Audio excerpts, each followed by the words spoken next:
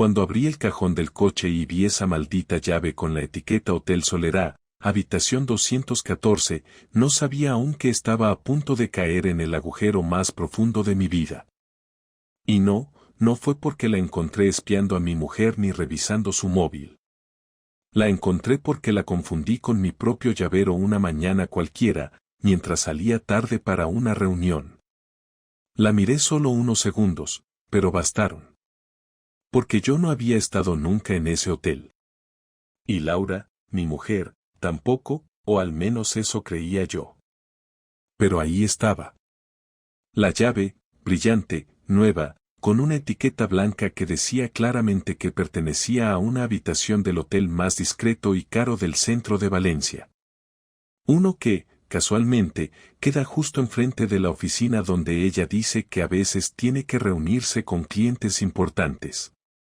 No sé qué me picó más en ese momento, la sospecha de que algo andaba mal, o que todo encajara tan perfectamente. Como si hubieran querido que lo encontrara. Ese día, no fui a la reunión. No fui a la oficina. Ni siquiera fui a tomar café a mi bar de siempre. En vez de eso, me metí en el coche, puse el navegador y conduje hacia el Hotel Solera. Solo, con esa llave en el bolsillo y una mezcla rara de ansiedad y furia que me hizo apretar el volante como si fuera el cuello de alguien. Cuando llegué al hotel, no dije nada. Solo crucé el recibidor como si fuera un cliente más, subí por las escaleras y me planté frente a la puerta 214. Ahí, justo antes de meter la llave, me detuve. Y entonces la escuché. Una risa.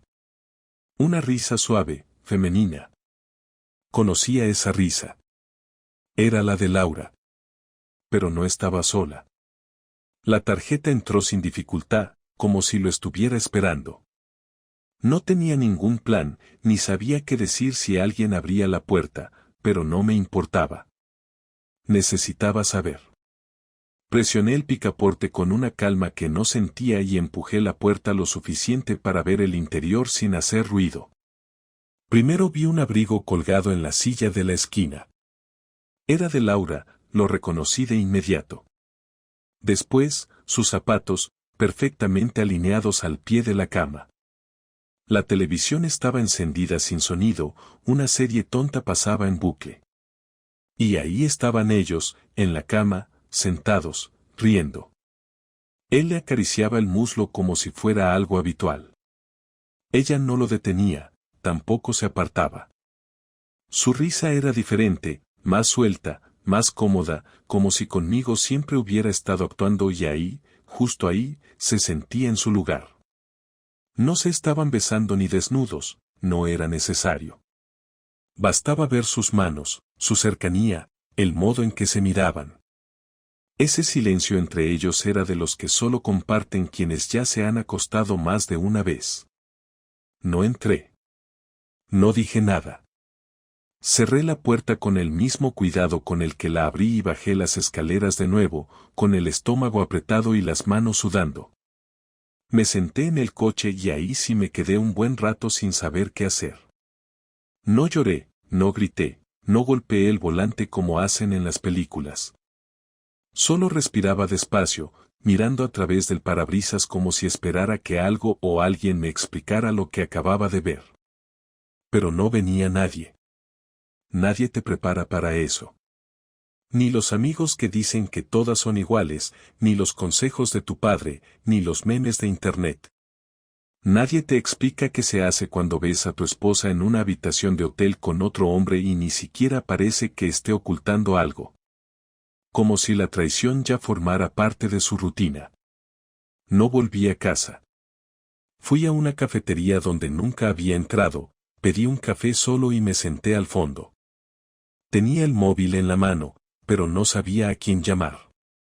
No podía hablar con mis padres, no quería dar pena. Tampoco con mis amigos, porque sabía que iban a reaccionar con rabia o burla, y yo no quería eso. Quería entender. ¿Cómo se llega a ese punto? Como alguien con quien compartes la cama, la comida, los domingos aburridos en casa, termina riéndose con otro en una habitación de hotel. No sabía cuánto tiempo llevaban viéndose.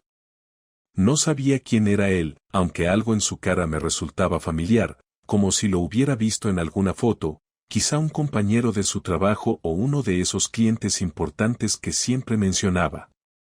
Volví a casa por la noche. Laura ya estaba allí, como si nada. Me saludó con un beso en la mejilla, ese que da por rutina, sin cariño real. Yo también lo di. No dije una sola palabra. Comimos juntos, vimos una serie, y me metí en la cama al mismo tiempo que ella. Dormí a su lado como cualquier otro día. Pero no fue un día más. Ese fue el día en que supe, sin margen de error, que mi esposa tenía otra vida. Y lo más jodido era que lo hacía bien, sin culpa, sin nervios, como si llevar una doble vida no fuera algo extraordinario, sino parte de un orden natural que yo era el único idiota en no ver. Durante esa semana, no hice nada. Observé. No con paranoia, sino con frialdad. Ella seguía su rutina como siempre, pero ahora yo veía los huecos, los silencios, los mensajes que contestaba demasiado rápido o que ignoraba con una sonrisa. Una tarde se duchó apenas llegar del trabajo, cosa que nunca hacía. Otra, salió a tomar algo con Ana, pero llegó con el pelo distinto y sin el olor del perfume habitual. Comencé a anotar cosas, horarios, frases, detalles que antes pasaban desapercibidos. Lo hice no para atraparla, sino para no volver a engañarme. Me había mentido, sí, pero yo también me mentí durante meses. Me negué a ver lo evidente. La distancia emocional, los cambios de humor, las excusas torpes. Ahora todo tenía sentido. El sábado me dijo que iba a un congreso de contabilidad en Alicante.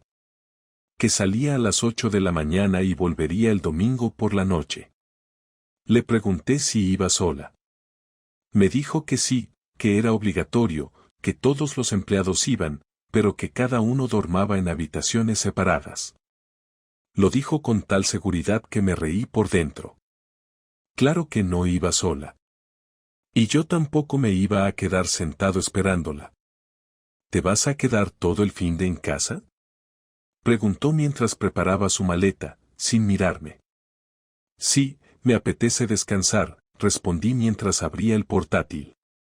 Quizás limpie un poco el trastero. Hace tiempo que no lo toco. Ella asintió, como si no le importara. Me dio un beso en los labios, corto, y se fue con esa seguridad que da el saberse impune. Lo que no sabía es que mientras hablábamos, yo ya había reservado una habitación en ese mismo hotel de Alicante. Una planta arriba. Mis planes habían comenzado. Reservé bajo un nombre falso y pagué en efectivo. Me aseguré de llegar antes que ella al hotel de Alicante y elegí una habitación en la planta 7, justo encima de la suya. Sabía en qué habitación estaba porque unos días antes, mientras hablaba con su supuesta compañera Ana por teléfono, cometió el error de decirlo en voz alta. No parecía tener ni la más mínima preocupación de que yo escuchara. Era como si ya no tuviera que ocultar nada. Al llegar, pasé la tarde en el bar del hotel, bebiendo cerveza y observando el vestíbulo desde una esquina discreta. Cuando por fin la vi entrar, no estaba sola. Él era más joven, tendría unos 30 y pocos, con el típico aire de comercial que se cree interesante por llevar traje y corbata en agosto. Laura caminaba a su lado como si fuera su pareja desde hace años. No se tocaban, pero se notaba en la forma de mirarse que había algo entre ellos que ya no se escondía. Subieron juntos, sin prisas, como si el tiempo les sobrara. Esperé 20 minutos antes de subir. No porque tuviera miedo, sino porque quería que pensaran que estaban seguros. Que bajaran la guardia. Fui directo a la recepción, les dije que había olvidado algo en la habitación 624, inventé una historia absurda sobre un neceser que supuestamente me habían guardado y que la habitación era de mi hermana. Me miraron raro, pero con una sonrisa falsa me dieron una llave. Supongo que pensaron que no valía la pena discutir. Caminé por el pasillo sin apuro, sin dudar. Cuando llegué frente a la puerta, escuché voces. No estaban desnudos, pero tampoco hacía falta. Reían, hablaban con ese tono de complicidad que no existe entre compañeros de trabajo. Saqué el móvil, activé la grabadora, y golpeé la puerta con firmeza. «¿Sí?», preguntó Laura desde dentro. «Recepción.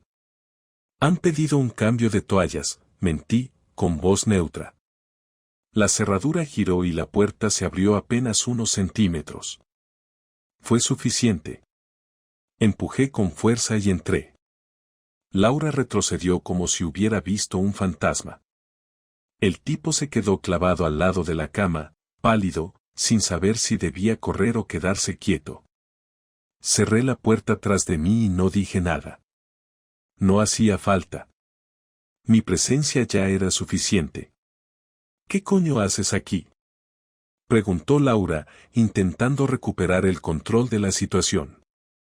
«Lo mismo iba a preguntarte yo», respondí mientras me cruzaba de brazos. «Así que Congreso de Contabilidad, ¿eh?». El tipo intentó hablar, pero lo callé con un gesto. No quería escuchar nada de él. Quería escucharla a ella. «No es lo que parece», dijo Laura, como si esas palabras tuvieran aún algún poder. ¿De verdad? ¿Cuál parte no parece lo que es? ¿La habitación de hotel? ¿Las risas? ¿Las mentiras desde hace semanas? Laura no supo qué responder. Lo vi en sus ojos. Por primera vez desde que empezó esta historia, parecía realmente nerviosa. No porque me hubiera descubierto a mí espiándola, sino porque sabía que todo lo que había construido para ocultar esto se había venido abajo en un segundo. «Íbamos a hablar», dijo, evitando mi mirada. «Solo queríamos hablar, aclarar algunas cosas». ¿Aclarar cosas en un hotel? Podrías haberlo hecho en una cafetería. No sabes nada, Javier. No tienes ni idea de lo que está pasando. Entonces explícame. Aquí estoy. Ella dudó, miró al tipo, luego me miró a mí. Sus labios temblaban un poco, pero no sabía si era por culpa o simplemente por la tensión. Estoy cansada, dijo al fin. Cansada de fingir que todo está bien. Cansada de vivir como si fuera una estatua en una casa que ya no siento mía. Hace meses que no hablamos de verdad, que no nos tocamos sin obligación. Este hombre me escucha. Me hace sentir viva. ¿Y la solución era tirártelo en un hotel? No hemos hecho nada aún, contestó, como si eso fuera algún tipo de alivio. No hace falta que lo hayas hecho. El engaño empezó mucho antes. Desde el primer día que decidiste esconder esto. Desde que me mirabas a los ojos y me decías que ibas a cenar con tus amigas. Ella bajó la mirada. El tipo finalmente dijo algo. Mira, tío, no quería que esto pasara así. No me hables, le dije sin mirarlo. No eres parte de esto. Tú solo eres un error más en una cadena larga de decisiones de mierda que tomó ella. Me giré hacia la puerta. Quería irme, pero algo me detuvo. ¿Cuánto tiempo lleva esto?, pregunté sin darme vuelta. Unos meses, admitió Laura. Empezó como una tontería. Después se complicó. ¿Y qué planeabas hacer? ¿Seguir viéndolo mientras me dabas un beso por las mañanas? No lo sé. Quería terminarlo, pero no sabía cómo. Lo sabías. Solo no querías asumir las consecuencias. Abrí la puerta y salí sin decir más. No grité, no lloré, no hice una escena. Solo caminé hacia el ascensor y apreté el botón con calma. La puerta del ascensor se abrió y mientras bajaba, miré mi reflejo en el espejo de acero. Ahí estaba yo, el marido traicionado, el hombre al que le acababan de romper la vida en una habitación de hotel. Y todavía no había terminado. No volví a casa ese domingo. Conduje hasta el apartamento de mi amigo Sergio, le mandé un mensaje desde el coche y me abrió sin hacer preguntas. Nos conocemos desde los 18, él ya sabía que si llegaba sin avisar, algo grave pasaba. Me ofreció una cerveza, la acepté y nos sentamos en el balcón sin decir nada durante casi una hora. Luego, se atrevió a preguntar. Le conté todo sin adornos, sin dramatismo, sin buscar compasión. Solo los hechos, uno por uno, como si estuviera rellenando un parte policial. Cuando terminé, me miró con una mezcla de rabia y sorpresa. ¿Y ahora qué vas a hacer? Voy a destrozarla. No era una frase dicha al aire, ni una amenaza vacía. Lo había decidido mientras bajaba en aquel ascensor. No iba a gritarle ni a rogarle ni a suplicarle que volviera. No quería eso. Quería que entendiera, sin lugar a dudas, lo que significaba traicionar a alguien que confía.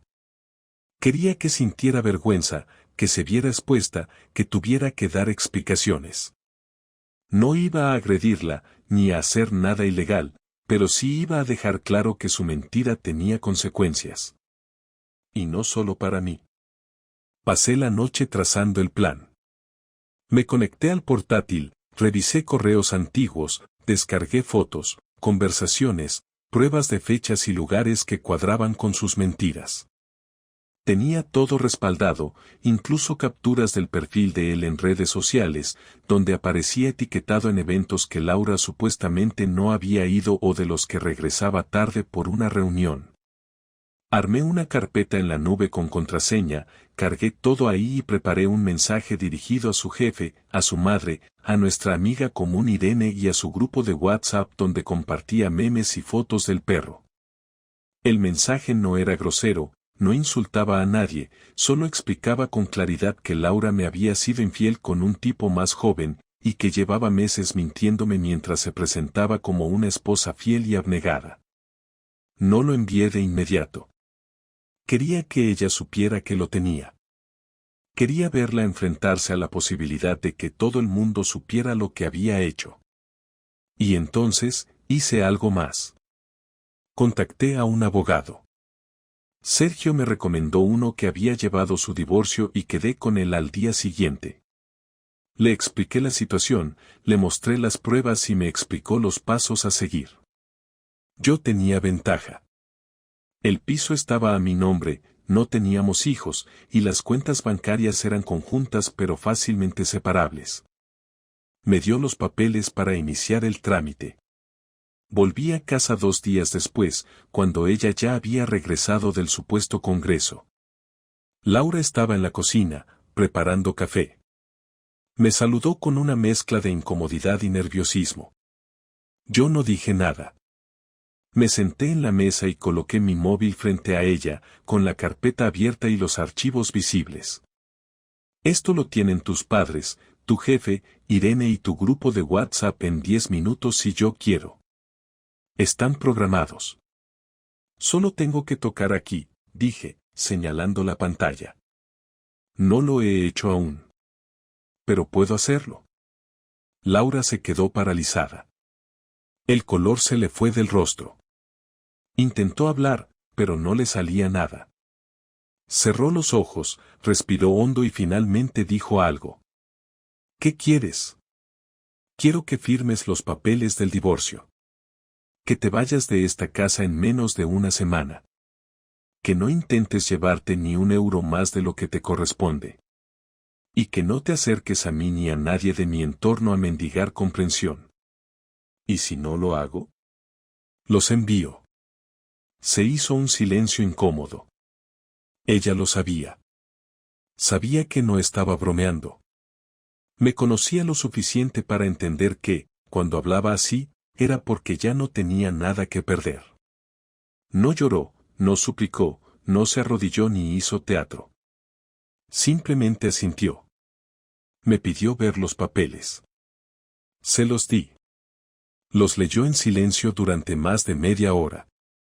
Luego afirmó. ¿Puedo quedarme unos días? Necesito organizar mis cosas.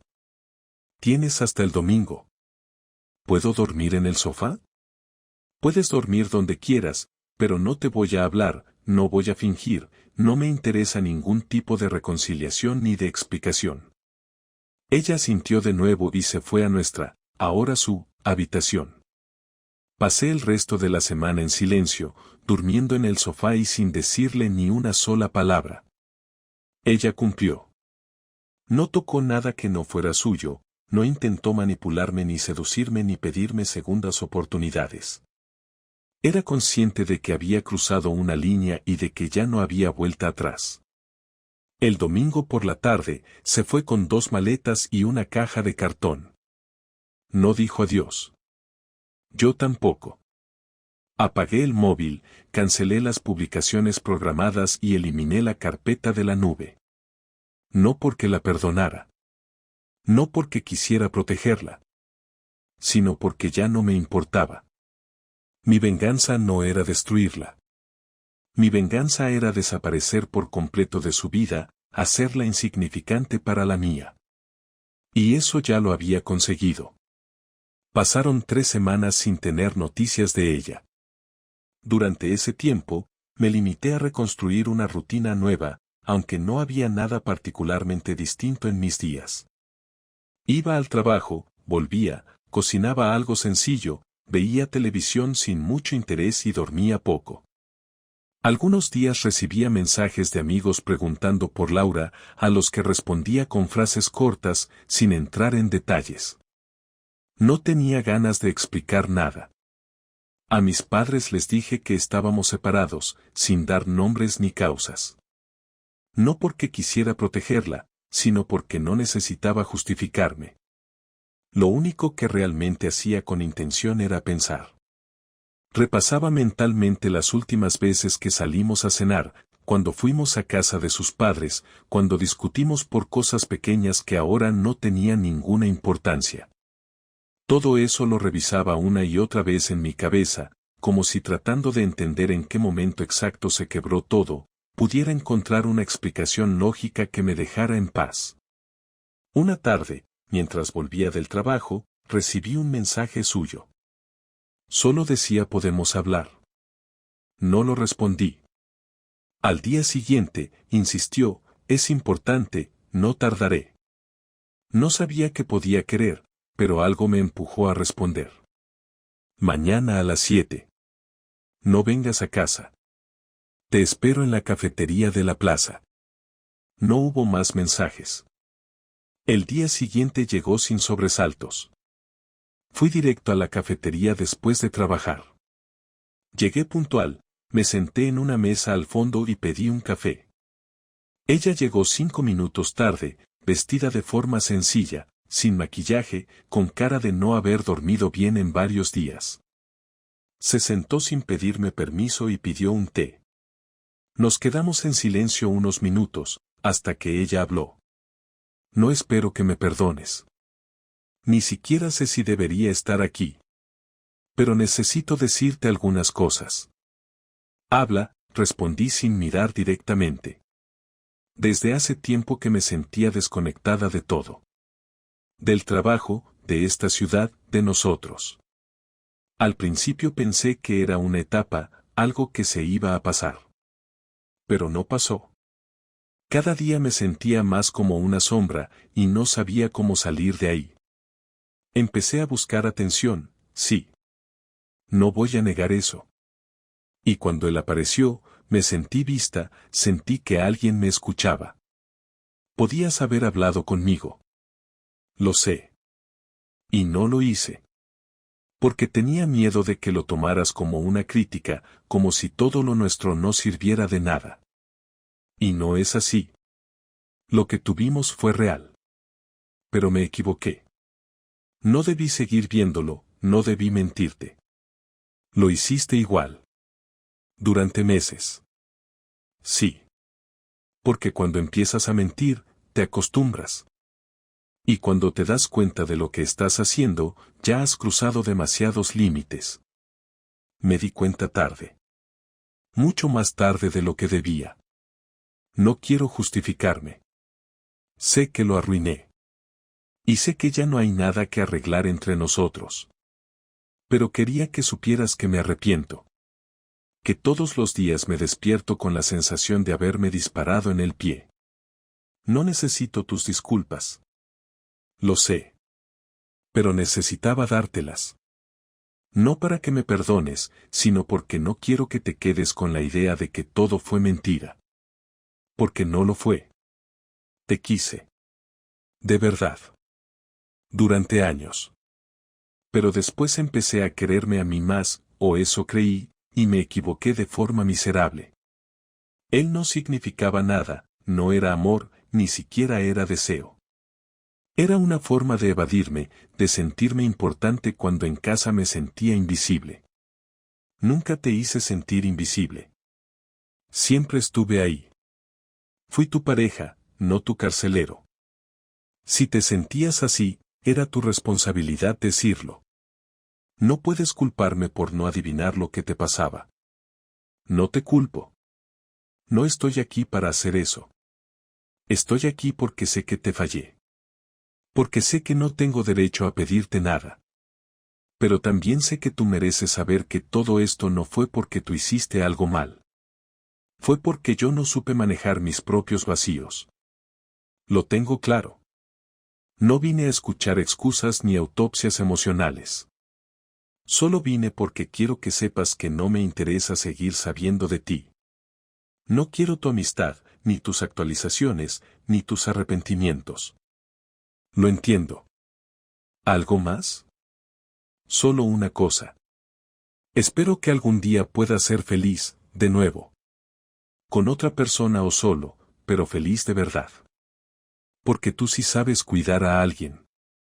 Y mereces a alguien que no confunda atención con amor. Lo seré. Pero sin ti cerca. Ella sintió, se levantó y dejó el té intacto sobre la mesa. Yo no la seguí con la mirada. Me quedé ahí, en silencio, con el café ya frío, sintiendo por primera vez en semanas algo que no era rabia ni tristeza. Era una especie de alivio. No había sido una conversación emotiva, ni reconciliadora. Pero era el cierre que necesitaba. Y eso, al menos, era algo. Después de esa conversación, no volví a verla. Ni una llamada más, ni mensajes, ni intentos de reconectar por redes sociales. Supongo que entendió lo que quise decir, que la etapa con ella estaba completamente cerrada y que no había espacio para ningún tipo de vínculo, ni siquiera el más superficial. Y eso fue exactamente lo que necesitaba. Cerré la historia sin espectáculo, sin discursos públicos ni lamentos a terceros. No tenía ganas de hacerme la víctima ni de acumular simpatías inútiles. Lo que necesitaba era silencio, tiempo y espacio. Pasé unas semanas reorganizando la casa, no por capricho, sino porque cada rincón tenía algo que me recordaba a ella. Ropa que olvidó, papeles en cajones, detalles que antes pasaban desapercibidos pero que ahora me resultaban incómodos. Saqué todo. Cada objeto, cada foto, cada pequeño recuerdo que ya no tenía lugar en mi día a día. Lo metí en una caja y la dejé en la portería con una nota, lo tuyo. Fin. El portero me dijo que la recogió ella misma. No preguntó nada. Mejor así. Volver a estar solo no fue sencillo, pero tampoco fue un infierno.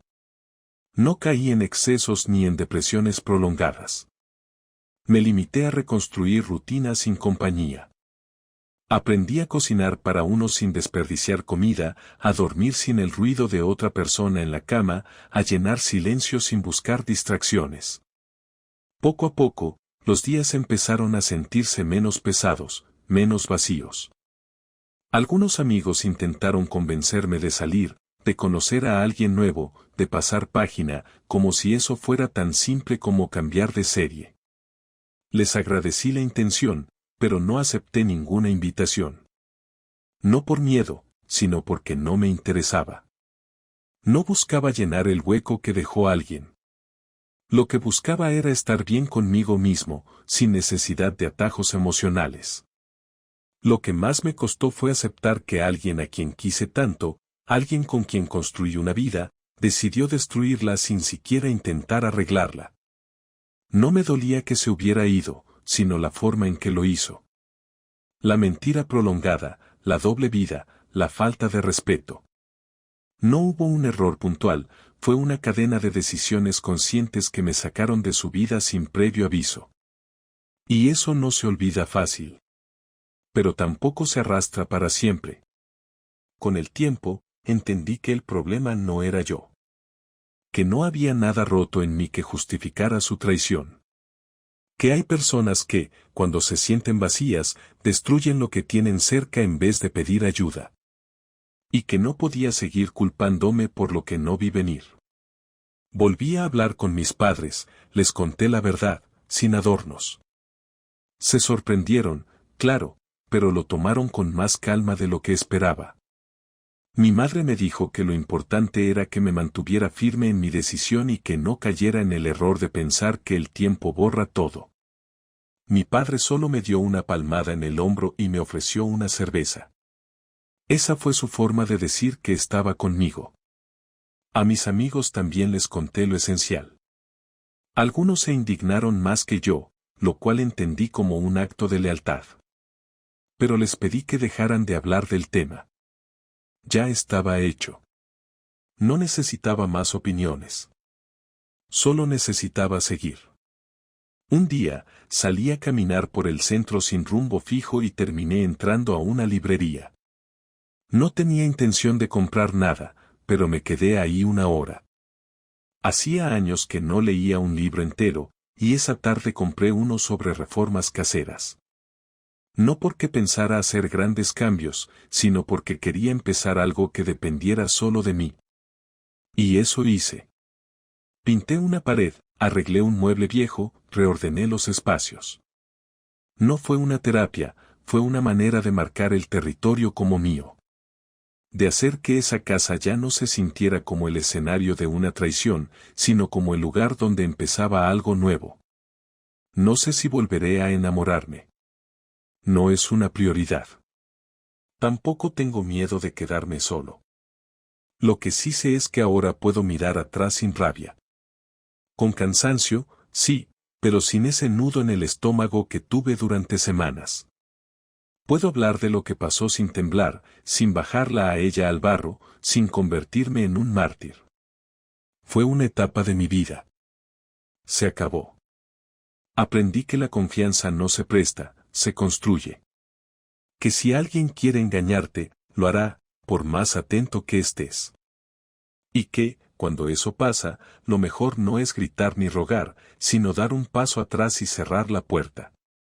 Hoy, mi vida no es espectacular. Es tranquila. Me levanto temprano, hago ejercicio, cocino para mí, y a veces ceno con amigos. Hay días mejores que otros, pero todos tienen algo que rescatar. Y eso ya es mucho más de lo que tenía en aquellos últimos meses con ella, cuando compartíamos techo pero no vida. Si algo aprendí, es que no hay mayor traición que la indiferencia, y que no hay mayor acto de dignidad que alejarse cuando te dejan de elegir. Esa fue mi lección, y no la olvido. Porque ahora, por fin, camino solo. Pero camino firme. Sin mirar atrás.